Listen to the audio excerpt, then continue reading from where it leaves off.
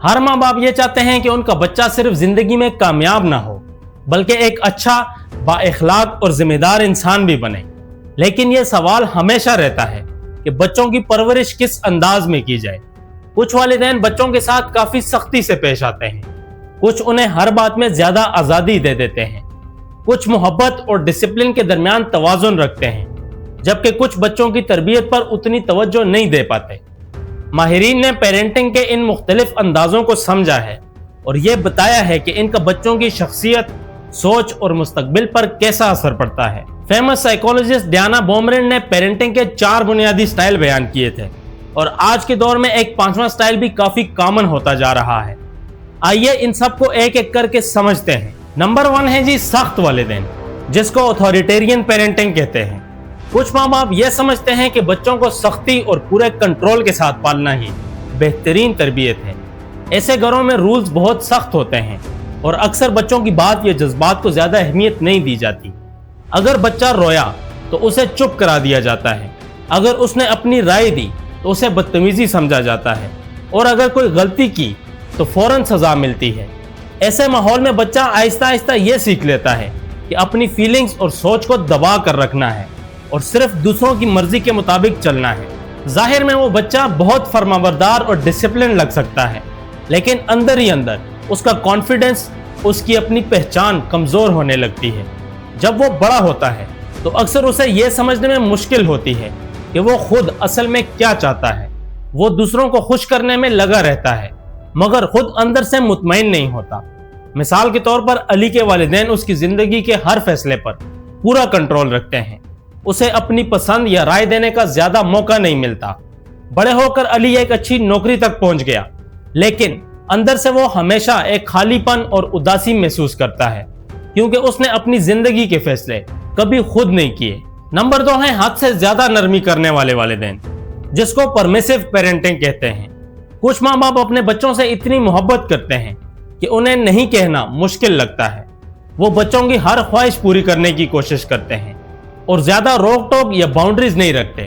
اگر بچہ پیدل چلنا نہ چاہے تو اسے گود میں اٹھا لیا جاتا ہے، اگر ہر روز آئس کریم مانگے تو فوراً مل جاتی ہے، اور اگر رات دیر تک گیمز کھیلنا چاہے تو بھی اسے منع نہیں کیا جاتا۔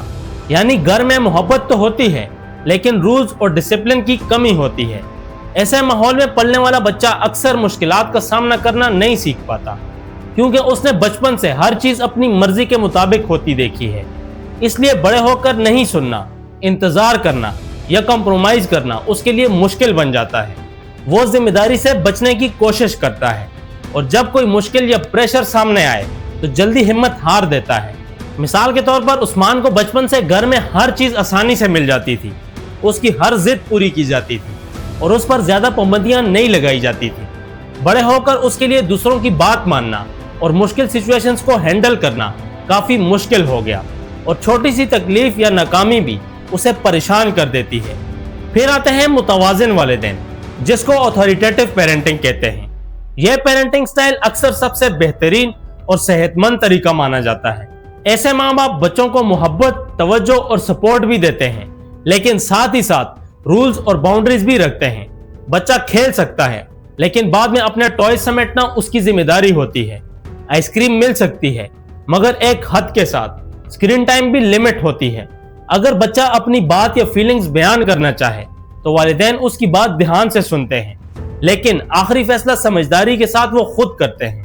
ایسے ماحول میں پلنے والا بچہ زیادہ پر اعتماد اور ایموشنلی مضبوط ہوتا ہے۔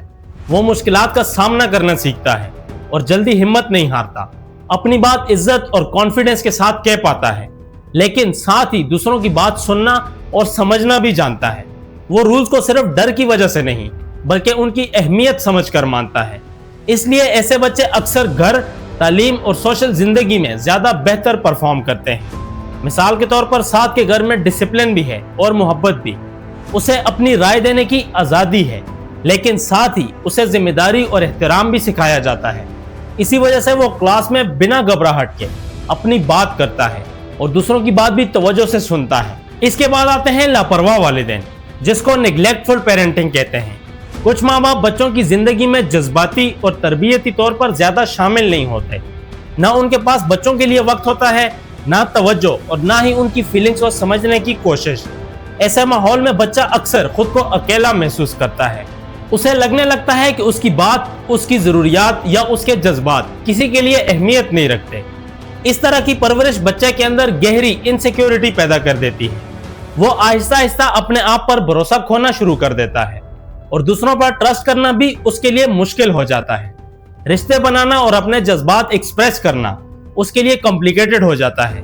कई बार ऐसा बच्चा अंदर ही अंदर ये महसूस करता है कि शायद वो मोहब्बत और तवज्जो के काबिल ही नहीं। यह पेरेंटिंग स्टाइल अक्सर बच्चों की इमोशनल और मेंटल हेल्थ के लिए सबसे ज्यादा नुकसानदेह माना जाता है। मिसाल के तौर पर नूर के घर में उसकी जिंदगी और फीलिंग्स पर ज्यादा तवज्जो नहीं दी जाती।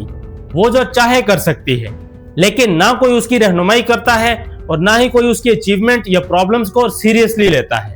बड़े होकर नूर के अंदर सेल्फ कॉन्फिडेंस की कमी रह जाती है और वो अक्सर खुद को दूसरों से कम समझने लगती है।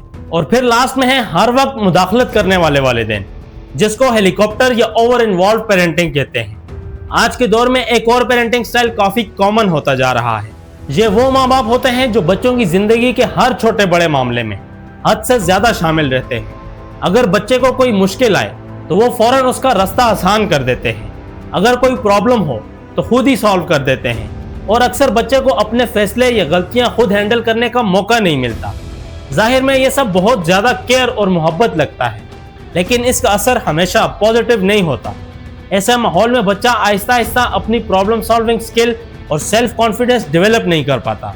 वो मुश्किल सिचुएशन का सामना करने से घबराने लगता है और हर चैलेंज में किसी और की मदद का इंतजार करता है, क्योंकि उसे आदत हो जाती है कि हर मसला कोई और हल करेगा। इसलिए वो मेहनत और जिम्मेदारी से भी बचने लगता है। फेमस एजुकेटर मारिया मोंटेसोरी का एक मशहूर मशवरा है, बच्चे की उस काम में मदद मत करें जो वो खुद कर सकता हो। हर बच्चा अलग होता है, हर घर का माहौल अलग होता है और हर फैमिली की सिचुएशंस भी एक जैसी नहीं होती।